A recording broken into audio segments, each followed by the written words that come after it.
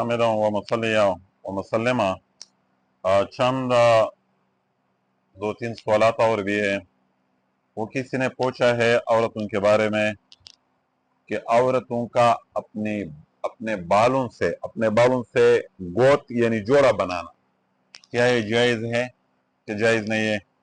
تو حدیث شریف میں انہی عورتوں پر لعنتی الفاظ آئے ہیں کہ جو عورتیں ایسی ہوں جو اپنے بالوں کے جوڑا بناتے اور گود بناتے سر کے اوپر، جو اس کو مطلب اکٹھا کر کے رسی کس چیز سے باندھتے ہیں، وہ معلوم ہوتے ہیں دور سے بھی، اور مطلب وہ عام لوگ اس میں مبتلا بھی ہے، ان کو جائز ناجائز کا پتہ نہیں چلتا، بس ان کو پتہ چلتا ہے لیکن وہ عمل نہیں کرتے۔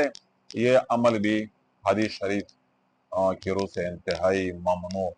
حضور صلی اللہ علیہ وسلم نے چند قسم کی عورتوں پہ لعنت بھیجا ہے، اس میں کہ اللہ کا ان پر لعنت ہے۔ ان عورتوں میں ایک یہ بالوں کے جوڑے بنانے والی بھی شامل ہے۔ دوسرا مسئلہ جو پوچھا گیا ہے وہ ہے ناخن پالش کرنا اور چہرے کا اس طرح میک اپ کرنا جو پانی سے مطلب زائل نہیں ہوتا ہو۔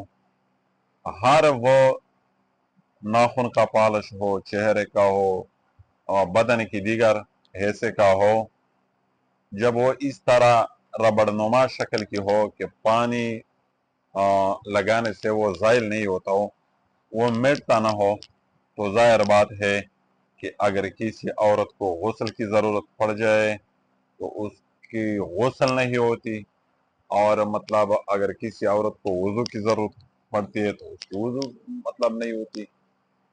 وہ تمام چیزیں جو پانی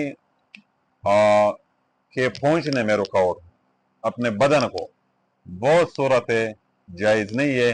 اس سے نہ وضو بنتا ہے، اس سے نہ غسل بنتا ہے، یہ اسی طرح ہی سمجھی جائے گی۔ اور یہ مرد ہو یا عورت، آج کل مرد بھی اس طرح کافی ساری باتوں میں مبتلا ہے، جو اپنے چمڑوں کی اس طرح وہ پالش کرتے ہیں یا میک اپ کرتا ہے، یا یہ حجام کی دکانوں میں آج کل کافی ساری نئے ایجادات آئی ہے، وہ کافی ساری بیوٹی کرتے ہیں اپنے آپ کو، تو اس میں اس طرح مطلب ربڑ نما کریم وغیرہ چیزیں یوز کرتے ہیں جو وضو کے وقت وہ پانی کو چمڑے میں پہنچانے میں رکاوٹ ہوتا ہے، وہ نہیں پہنچتا پانی۔ اور غسل کی حالت بھی اس طرح ہوتا ہے، جب اب منہ چمڑے کو پانی نہ پہنچے تو نہ ظاہر بات ہے کہ وضو ہوتا ہے اور نہ غسل ہوتا ہے۔ لہٰذا یہ تمام اس کے لیے اجمالی ایک مطلب کلی بات کرنی چاہیے کہ جہاں پر انسان خواہ مرد ہو یا عورت بلا ضرورت زیب و زینت کے لیے، خوبصورتی کے لیے، بیوٹی کے لیے کوئی ایسا ہی طریقہ اپنائے جو وضو اور غسل کی پانی پہنچنے میں رکاوٹ ہو، تو اس بندے کا وضو کے وقت وضو نہیں ہوتی اور غسل کے وقت غسل نہیں ہوتی۔ لہٰذا یہ واضح ہے یہ مسئلہ، اس میں کوئی خفا نہیں۔ تمام احباب سے یہ گزارش ہے کہ اس مسئلے کو مطلب غور سے سن لے، سمجھ لے اور دوسروں کو بھی یہ بیان کر لے۔ جزاکم اللہ خیر۔